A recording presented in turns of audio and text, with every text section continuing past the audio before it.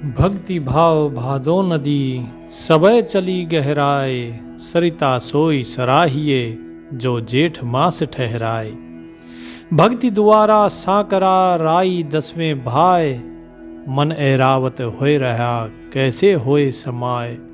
सभी को राम राम, सभी को सत साहेब साहेब बंदगी। सतगुरु कबीर साहेब कहते हैं कि भाई, जो भक्ति भाव है वो तो भादो की नदी के समान है।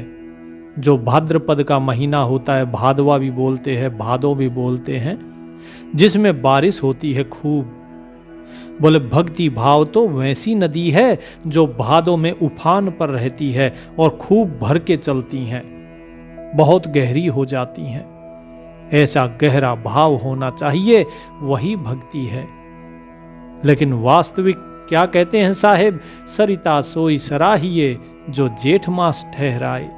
जेठ अर्थात जो जेठ की गर्मी होती है, सबसे भीषण होती है, जिसमें सब कुछ ताल तलैया सब सूख जाते हैं, नदियां सूख जाती हैं।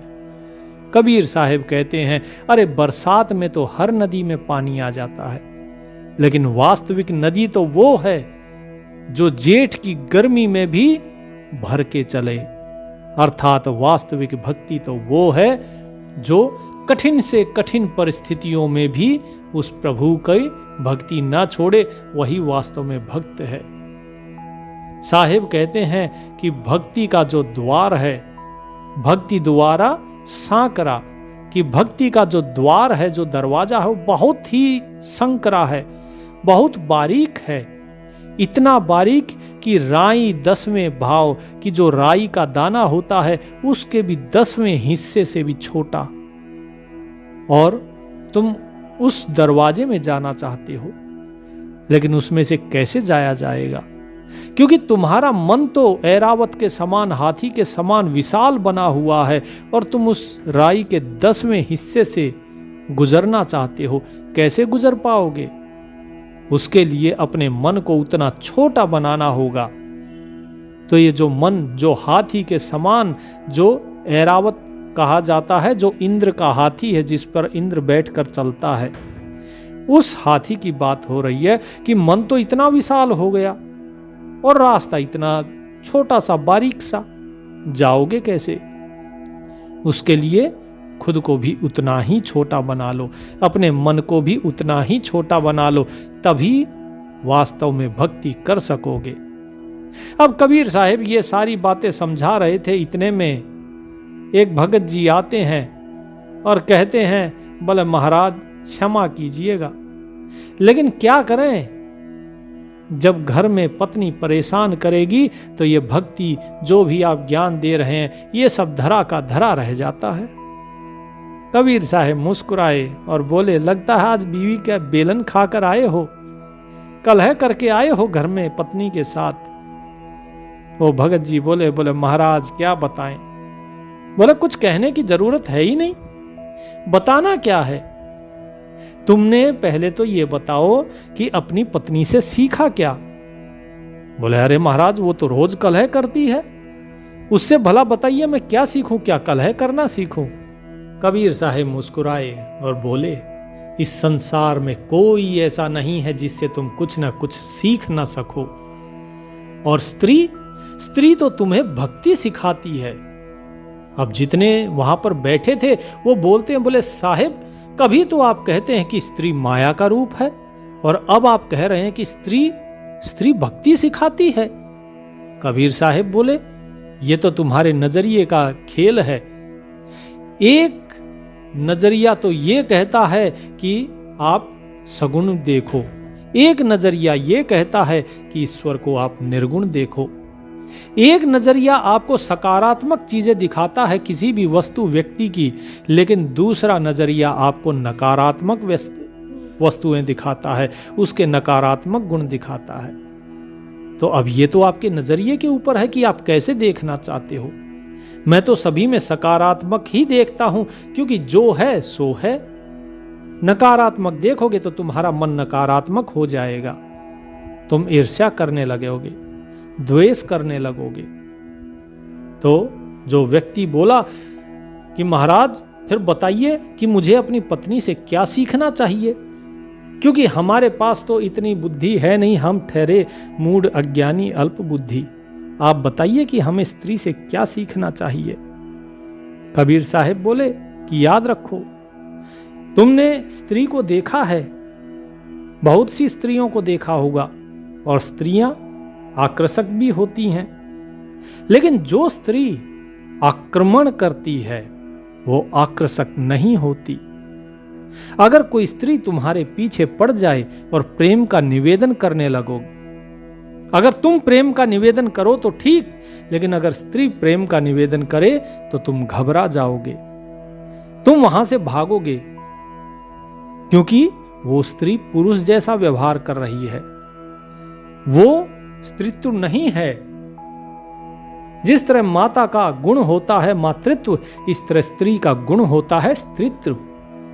लज्जा, शर्म ये स्त्री का गहना है, लेकिन यदि कोई शर्म और लाज त्याग कर तुम्हारे पीछे भागे तो तुम उससे दूर भागोगे, तुम स्वयं घबरा जाओगे। तो जो स्त्री होती है वो तुम्हारे पीछे वास्तव में भागती नहीं है, वो सिर्फ प्रतीक्षा करती है।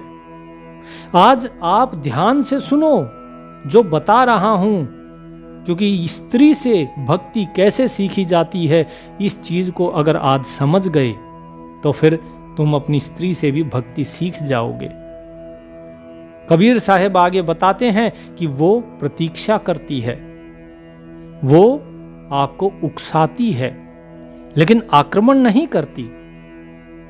वो तुम्हें बुलाती है, लेकिन चिल्लाकर नहीं बुलाती, उसके बुलाने में भी मौन होता है। वो तुम्हें सब ओर से घेरती रहती है, भावनाओं के द्वारा वो तुम्हें घेरती रहती है, लेकिन तुम्हें पता नहीं चलता। उसकी जंजीरें इतनी सूक्ष्म होती हैं कि वे दिखाई भी नहीं देती। बड़े ही पतले पतले धागों से, सूक्ष्म धागों से तुम्हें सब ओर से घेरती रहती है। कहीं मोह का धागा है, कहीं प्रेम का धागा है, कहीं वासना का धागा है, लेकिन उसका बंधन कहीं भी दिखाई नहीं पड़ता है। स्त्री हमेशा अपने को नीचे रखती है, और लोग ये गलत सोचते हैं, गलत धारणा है लोगों की कि पुरुषों ने स्त्रियों को दासी बना लिया है। नहीं, पुरुष उन्हें बंधन में रख सकते हैं लेकिन दासी नहीं बना सकते। लेकिन स्त्री जो है, स्त्री वास्तव में दासी बनने की कला जानती है, वो स्वयं दासी बनती है, और तुम्हें इस चीज का पता ही नहीं। ये उसकी बड़ी ही महत्वपूर्ण कला है। कोई पुरुष किसी स्त्री को दासी नहीं बनाता है। दुनिया के किसी भी कोने में जब कोई स्त्री किसी पुरुष के प्रेम में पड़ती है तो उसी क्षण वो अपने को उसकी दासी बना लेती है, क्योंकि दासी होना सबसे बड़ी मलकियत है। दासी होना सबसे अधिक धनवान होना है, और इस जीवन के राज को वो समझती है। स्त्री हमेशा अपने को चरणों में रखती है। जो प्रेम करेगी वो स्त्री अपने आप को आपके चरणों में रखेगी, अपने को नीचे रखेगी। और तुमने देखा होगा कि जब भी कोई स्त्री अपने को तुम्हारे चरणों में रख के जब अचानक जो है वो तुम्हारे सर पे बैठ जाती है, कहने का अर्थ ये है कि वो अपने आप को तुम्हें समर्पित कर देती है, लेकिन वो तुम्हारे मन और मस्तिष्क में बैठ जाती है। तुम 24 घंटे उसी का चिंतन करते रहते हो, हर घड़ी उसी का चिंतन करते हो। वो तुम्हें छोड़ भी दे तो भी तुम्हारे मन में उसी का ही चिंतन रहता है। वो छोड़ देती अपने आप को तुम्हारे चरणों में, तुम्हारी छाया बन जाती है, और तुम्हें पता भी नहीं चलता कि कब वो छाया तुम्हें चलाने लगती है और उस छाया के इशारे से तुम चलने लगते हो। स्त्री कभी ये नहीं कहती सीधा सीधा कि तुम ये करो, लेकिन फिर भी वो जो चाहती है वो करवा लेती है। वो कभी नहीं कहती कि ऐसा ही हो, लेकिन वो जैसा चाहती है वैसा करवाती है। तो ये स्त्री, इसकी शक्ति बड़ी ही प्रबल है। क्यों? क्योंकि वो दासी है। और ये शक्ति यही है उसकी छाया। बड़े बड़े शक्तिशाली पुरुष भी स्त्री के प्रेम में पड़ जाते हैं और एकदम आसक्त हो जाते हैं। यदि प्रमाण देखना चाहो तो राजा दशरथ का देखो, जो कैकेयी के वचनों में बंध गए। कैकेयी के प्रेम में वो ऐसे बंधे कि अपने वचन को ना तोड़ सके और श्री राम को वनवास दिया, 14 वर्ष का वनवास। और इसी प्रकार से आप लोगों को भी ये दासी बनने की कला सीखनी होगी। हमारी जो आत्मा है, इस आत्मा को ये कला सीखनी होगी, छोटा बनने की कला। तुम अपने अहंकार में बहुत बड़े हाथी के समान बने हुए हो, लेकिन जो रास्ता है, रास्ता तो भक्ति का बहुत बारीक है। उसके लिए तुम्हें स्वयं को छोटा बनाना होगा, और दास तभी बन पाओगे मालिक के जब अपने को छोटा बना लोगे। जब तुम स्वयं को छोटा बना लेते हो तो सामने वाले के आगे अर्थात उस ईश्वर के आगे फिर तुम निवेदन करो। अगर तुम अपने अंदर मैं रखते हो, अहंकार रखते हो, हाथी के समान तुम्हारा अहंकार है, और फिर तुम प्रभु के सामने अगर प्रार्थना करते हो तो तुम्हारी प्रार्थना ठुकरा दी जाती है, क्योंकि अहंकारी की प्रार्थना प्रभु नहीं सुनते हैं। स्वयं को दास बनाओ। उस स्त्री से ये दासी बनने की कला सीखो, ये बहुत महत्वपूर्ण है। जिस प्रकार एक भक्त अपने आप को समर्पित कर देता है प्रभु को, जिस प्रकार एक स्त्री पुरुष को कभी कहती नहीं कि ऐसा करो, लेकिन फिर भी तुम वैसा ही करते हो, ठीक इसी प्रकार जो भक्त समर्पित हो जाता है प्रभु को, अपने अहम का त्याग करके, उसके बाद उसे कुछ कहने की जरूरत नहीं होती। वो अगर कुछ सोच भी लेता है तो प्रभु स्वयं ही वो काम कर देते हैं, क्योंकि उसका मन निर्मल हो चुका है, उसके मन का अहंकार समाप्त हो चुका है, वो चरणों में बैठा है, वो दास बन गया है। और जो चरणों में बैठ जाता है, जिस प्रकार जो स्त्री तुम्हारे चरणों में अपने आप को समर्पित कर देती है, फिर वे तुम्हारे हृदय और तुम्हारे मन मस्तिष्क में छा जाती है, इसी प्रकार जो भक्त अपने आप को प्रभु को समर्पित कर देता है, वो भक्त प्रभु के हृदय में स्थान पा जाता है। इसी प्रकार आपको भी उस मालिक के हृदय में स्थान पाना है। उस मालिक की परछाई बन जाओ, उसके साथ एक हो जाओ। फिर तुम्हें उसका सुमिरन नहीं करना, वो स्वयं ही तुम्हारा सुमिरन करता रहेगा। तुम बस दास भाव में उसके साथ एक हो जाओ और कहो, जो है सो तू ही है, तू ही राम है, तू ही मैं हूं, तू ही सोहम, तू ही ओम, सब कुछ तू ही है। लेकिन यदि आप स्वयं को बलशाली मानते रहोगे, स्वयं का अहंकार करते रहोगे, स्वयं के मैं में रहोगे, तो बताइए समर्पण कहां से आएगा? स्त्री के साथ तुम रहते हो, सुबह से रात तक तुम रहते हो, दिन रात 24 घड़ी उसी के साथ अगर रहते हो, तो क्या उससे ये बातें नहीं सीख पाए? लेकिन इन बातों को तभी सीखोगे जब उसके साथ रह के अनुभव करोगे, उसको पढ़ने की कोशिश करोगे। जब उसको पढ़ते हो, वो क्रोधित होती है, तुम उसका कहा नहीं करते हो, लेकिन जब वो रोती है, उसके आंसू निकलते हैं, तब तुम उसकी आंसुओं के साथ पिघल जाते हो और फिर तुम उसकी सारी बातें मान भी लेते हो। ठीक इसी प्रकार वो प्रभु, वो भी तुम्हारे रोने से ही मिलता है। हंसकर किन्हीं ने पाया, जिन पाया तिन रोए, हासे खेले हरि मिले तो नहीं दुहागन कोय। कि हंस खेल के किसी ने उस परमात्मा को नहीं पाया, हंसी ठिठोली से नहीं मिलता है वो परमात्मा, वो तो रोने से ही मिलता है। जब उसके विरह में, उसके प्रेम में व्यक्ति रोता है, जब तड़प उठती है मन में, तभी। जैसे एक स्त्री अपने पति के वियोग में रोती है, उसके प्रेम में रोती है, अपनी जो प्रेमिका है वो प्रेमी के वियोग में रोती है, तभी उसे उसका दीदार होता है। ठीक इसी प्रकार प्रभु का दीदार करना है तो प्रेम तो करना पड़ेगा, उसके प्रेम में रोना भी पड़ेगा। अगर खाली हंसने खेलने से अगर प्रभु मिल जाए फिर तो इस संसार में कोई व्यभिचारी, कोई दुहागन कोई है ही नहीं, फिर तो सभी सुहागन हो जाती। तो भगत जी कहते हैं कि महाराज बात तो आपकी सही है। कबीर साहिब बोले अगर बात सही है तो बात ही खत्म हो गई, फिर उसको मान लो।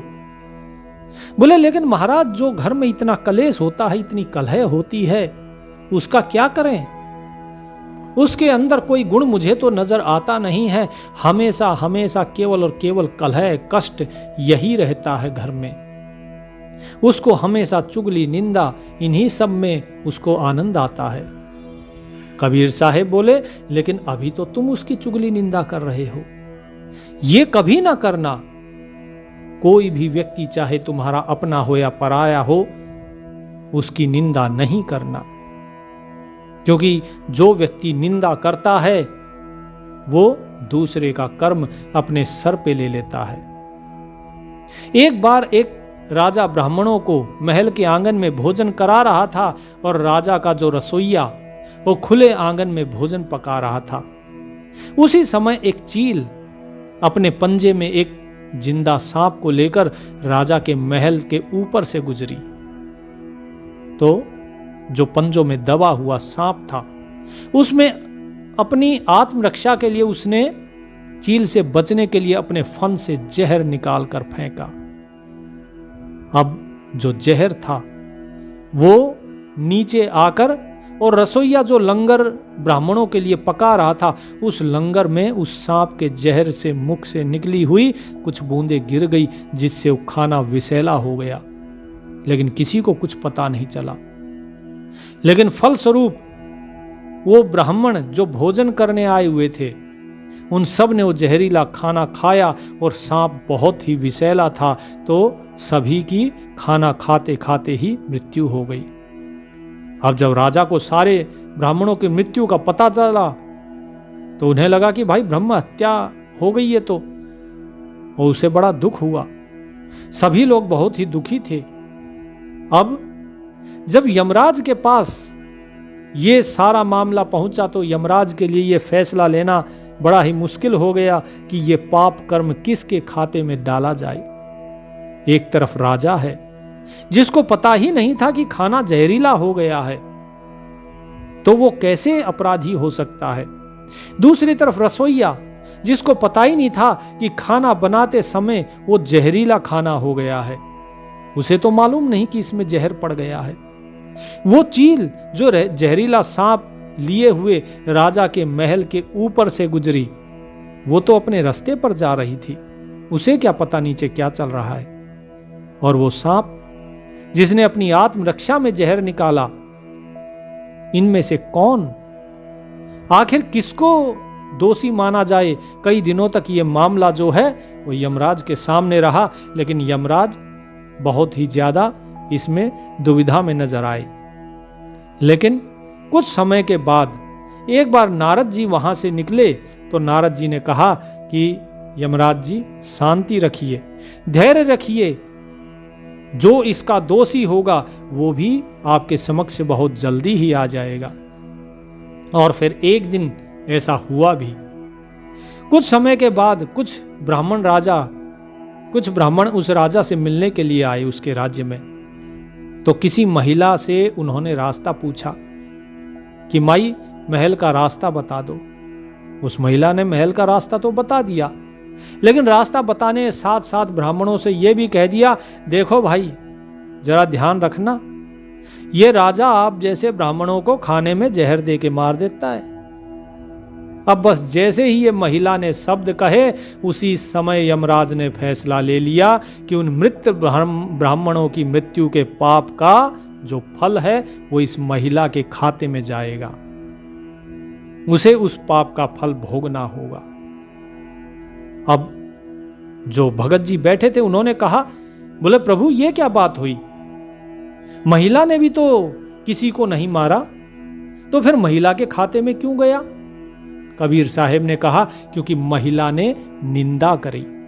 जब भी कोई व्यक्ति कोई कर्म करता है तो या तो वो निष्काम कर्म करता है, जैसे आप सुबह सुबह अपना नित्य कर्म करते हो, नहाना धोना शौच आदि, उसमें आपकी कोई आसक्ति नहीं होती, वो आपका नित्य कर्म है। लेकिन उसके अलावा जितने भी आप कर्म करते हैं वो सकाम कर्म करते हैं, भावनाओं से प्रेरित होकर करते हैं। या तो आप भावनाओं से प्रेरित होकर करेंगे या फिर आनंद के लिए करेंगे। जो व्यक्ति किसी की निंदा करता है या फिर कोई व्यक्ति जब कोई पाप करता है जानते बूझते, तो वो तभी करता है जब उसे उसमें आनंद आता है। और जब महिला ने ये सब चीज कही तो उसे बड़ा ही आनंद मिला, क्योंकि जो मृत ब्राह्मण थे उनकी हत्या से ना तो राजा को आनंद मिला था, ना उस रसोइये को आनंद मिला था, ना उस सांप को आनंद मिला था, और ना ही चील को आनंद मिला। आनंद किसे मिला? आनंद मिला उस महिला को। लोग एक दूसरे की चुगली करते हैं, निंदा करते हैं, किस लिए? क्योंकि उन्हें उसमें आनंद मिल रहा है। तुम अपनी पत्नी की बुराई कर रहे हो, क्यों? क्योंकि तुम्हें उसमें आनंद मिल रहा है, क्योंकि तुम जिससे ईर्ष्या करोगे, उसकी निंदा करोगे, तुम्हें आनंद मिल रहा है। इसलिए कोई भी कर्म आप करते हो क्योंकि आपको आनंद मिल रहा है इसलिए, और तभी आप उस कर्म के भागी बन जाते हो। तो उस पाप कर्म की घटना की जो बुराई करने का भाव था, उस भाव से बखान करके उस महिला को जो आनंद मिला, उस आनंद के कारण उस राजा के उस अनजाने पाप कर्म का फल इस महिला के खाते में चला गया। और इसी घटना के तहत जो भी व्यक्ति किसी दूसरे के पाप कर्म का बखान बुरे भाव से या बुराई करता है किसी की, तो उस व्यक्ति के पापों का हिस्सा उस बुराई करने वाले के खाते में डाल दिया जाता है। अक्सर हम जीवन में सोचते हैं कि हमने जीवन में ऐसा कोई पाप ही नहीं किया, फिर हमारे जीवन में इतना कष्ट क्यों आया? आप कुछ भी कर्म मत कीजिए, कुछ भी मत कीजिए, केवल और केवल निष्काम कर्म करते रहिए और केवल निंदा करते रहिए दूसरे की। और जब आप निंदा करेंगे दूसरे की, तो दूसरे व्यक्ति ने जो भी कर्म किए होंगे, जितने पाप कर्म होंगे, उन सभी पाप कर्मों का भोग आपके खाते में आता चला जाएगा। वो सभी केवल और केवल आपको ही भोगने होंगे। यही तो विधि का विधान है, क्योंकि जो निंदा करना है वो भी कर्म में शामिल है, तो निंदा का यही फल है। इसीलिए मैं बार बार कहता हूं कि निंदक नियरे राखिए, आंगन कुटी छवाए, बिन साबुन पानी बिना निर्मल करे सुहाए।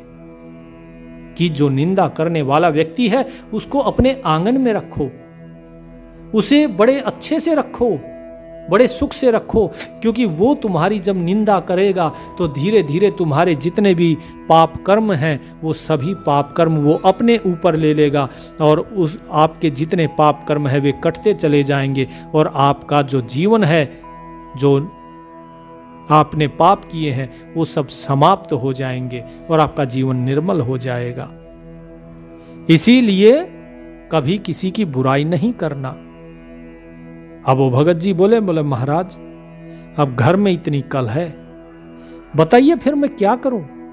भक्ति करूं तो कैसे करूं? कबीर साहिब ने कहा मैंने तो तुम्हें बताया, स्त्री उससे सीखो भक्ति करना।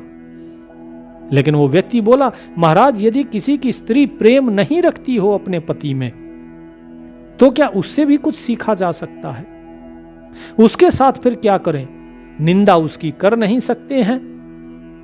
प्रेम जो है, प्रेम वो करती नहीं है कि उससे हम यही सीख लें कि प्रेम कैसे किया जाता है, दास भाव कैसे होता है, दासी कैसे बना जाता है।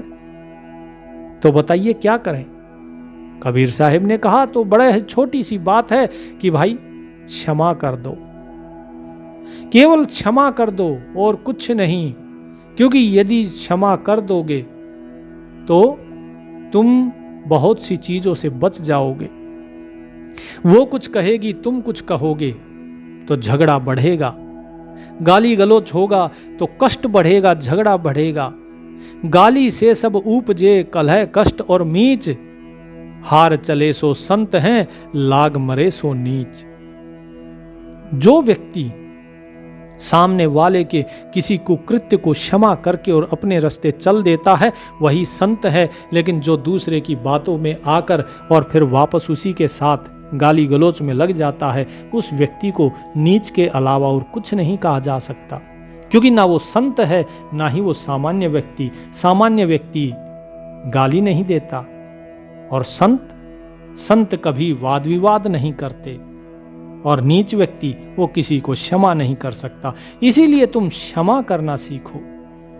तुम्हें एक घटना सुनाता हूं। जब महात्मा बुद्ध एक स्त्री के घर पे भोजन कर रहे थे, उसका पति बाहर गया हुआ था, और जब वो वापस आकर देखा उसने, तो देखा कि महात्मा बुद्ध उसके घर में भोजन कर रहे हैं। वो चिल्लाया और उसे गाली गलौज करने लगा कि खड़े हो मेरे घर से, मेरी स्त्री को तुमने बहकाया हुआ है और तुम यहाँ पर मेरे घर पे भोजन तोड़ रहे हो। अरे हट्टे कट्टे हो, जाकर कुछ कमाते खाते क्यों नहीं, क्यों दूसरों की भीख पे अपना पेट पाल रहे हो। महात्मा बुद्ध ने ये सब सुना और वो मुस्कुराते हुए उसके घर से निकल गए। उन्होंने जब उसकी तरफ देखकर मुस्कुराया तो इससे उस व्यक्ति का पारा और चढ़ गया, उसे और भी ज्यादा गुस्सा आ गया। उसे लगा कि ये तो ऐसे मुस्कुराते हुए चले गए बिना मेरी बात का जवाब दिए। उसे अपना अपमान इस चीज में लगा। वो बाहर आया, लोगों की भीड़ इकट्ठा हुई, वो चिल्लाने लगा, गाली गलौज करने लगा। महात्मा बुद्ध ने उनको आशीर्वाद दिया कि परमात्मा तुम्हें सद्बुद्धि दे, और मुस्कुराते हुए आगे निकल गए। लेकिन वो व्यक्ति फिर भी नहीं रुका, क्योंकि लोग जो हैं, लोग उस पर हंसने लगे कि देखो ये गाली गलौज कर रहा है और ये कुछ कह भी नहीं रहे हैं। वो जब मुस्कुराते लोग भी मुस्कुरा देते।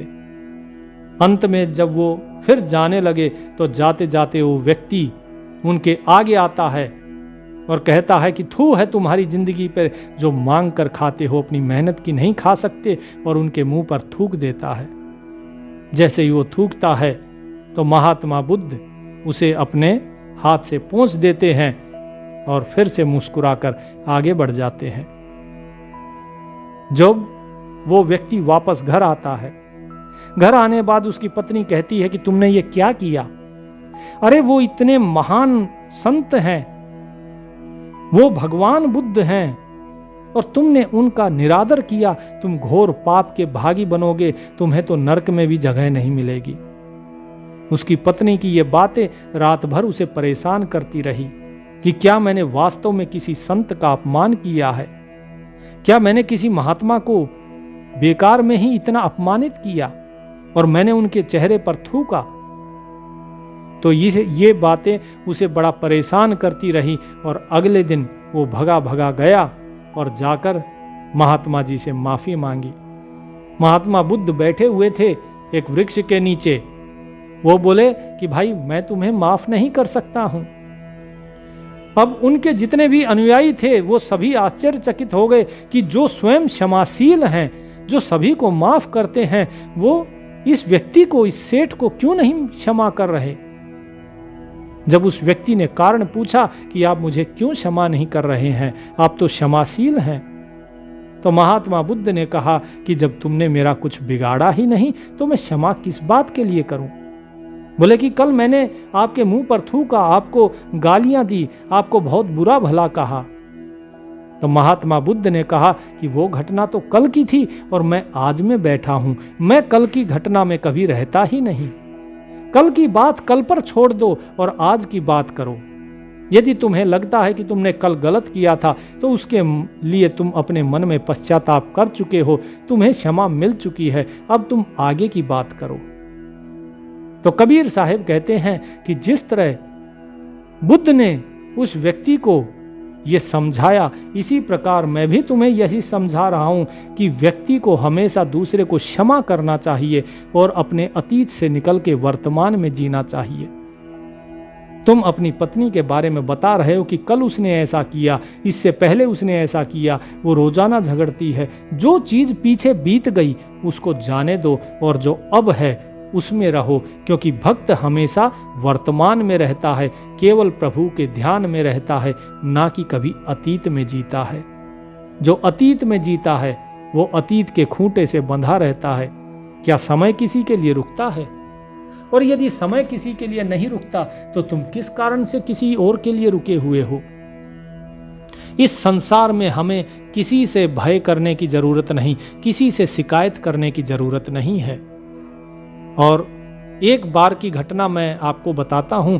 एक बार बस में बैठा हुआ था मैं, तो एक स्त्री आती है और सीट पर बैठते समय उसका जो बैग था उससे मुझे चोट लगती है। मैं कुछ बोला नहीं, चलो ठीक है कोई बात नहीं, वो बैठ गई, मैं भी चुपचाप बैठा रहा। कुछ देर बैठे रहने के बाद उस महिला ने पूछा कि मैंने बैग से आपको मारा, फिर आपने शिकायत क्यों नहीं करी। मैंने उसको कहा कि भाई शिकायत किस बात की करूं, इतनी छोटी छोटी बात पे भला कोई नाराज होता है। इसमें नाराज होने की कोई जरूरत नहीं, क्योंकि हमारी आपके साथ जो यात्रा है वो बहुत छोटी है। मैं तो अगले स्टॉप पे उतर ही रहा हूं।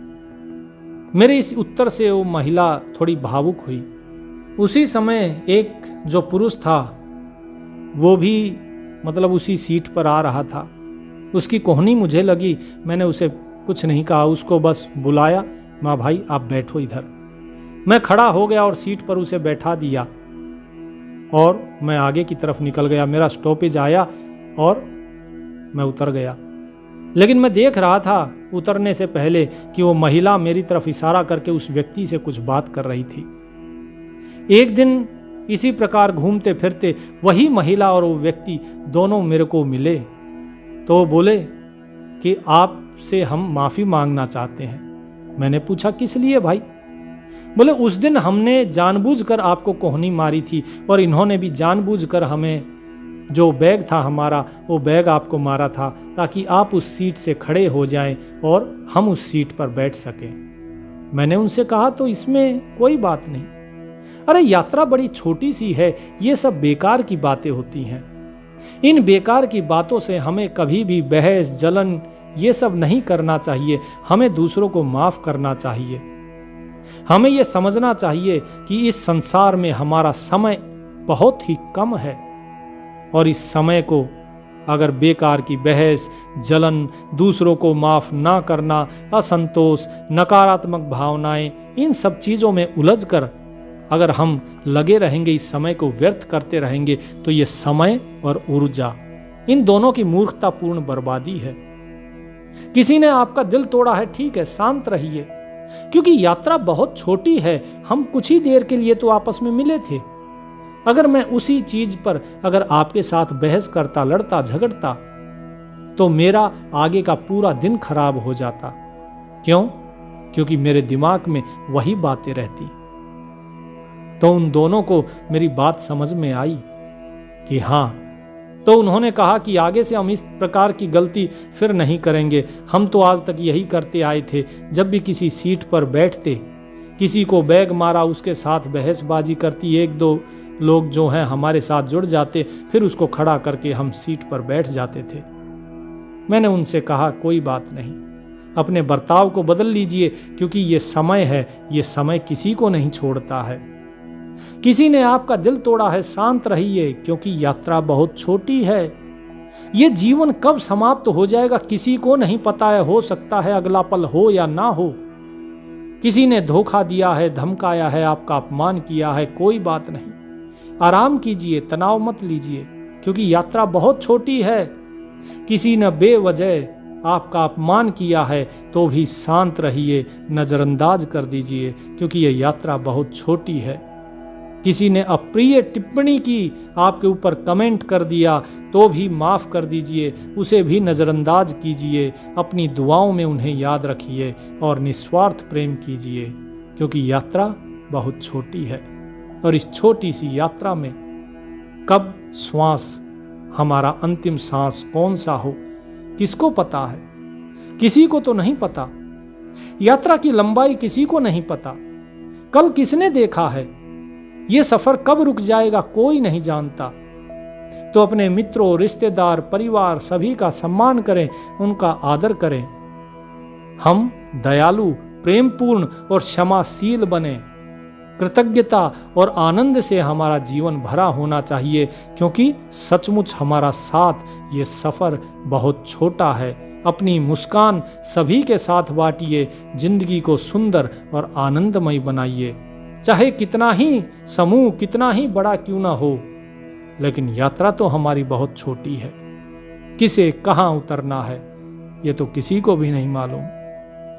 व्यक्ति बस में चढ़ता है तो उसे ये मालूम होता है मुझे कौन से स्टॉप पर उतरना है, लेकिन ये जीवन का सफर ऐसा है कि इसमें किसी को नहीं मालूम कि किसको कहाँ उतरना है, किसका स्टॉपेज कब आ जाए, कोई नहीं जानता।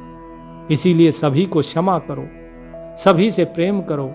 कबीर साहिब यही कहते हैं कि जो प्रेम करेगा केवल वही क्षमा कर सकता है, जो प्रेम करेगा केवल वही दास भाव रख सकता है, वही दासी बनने की कला सीख सकता है। जो प्रेम करेगा उसी का मन हाथी की बजाय चींटी जैसा बारीक हो सकता है, और केवल वही उस राई के जो 10वें भाग जितना, जो सुई के नाके से भी बारीक जो द्वार है, उस द्वार से पार होके उस प्रभु से मिल सकता है। अन्यथा इस अहंकार रूपी हाथी पर बैठकर आप इसी पार रह जाएंगे, इस भवसागर में ही डूबते रह जाएंगे, प्रभु से मिलन नहीं हो पाएगा। इसीलिए उस प्रभु से अगर मिलना चाहते हैं तो स्वयं को उसके लायक बनाइए। जिस तरह वो सब पर कृपा करता है, ऐसे ही आप भी सबको क्षमा कीजिए, सबसे प्रेम कीजिए और सभी पर कृपा कीजिए। परमात्मा सभी का कल्याण करे। सत साहिब।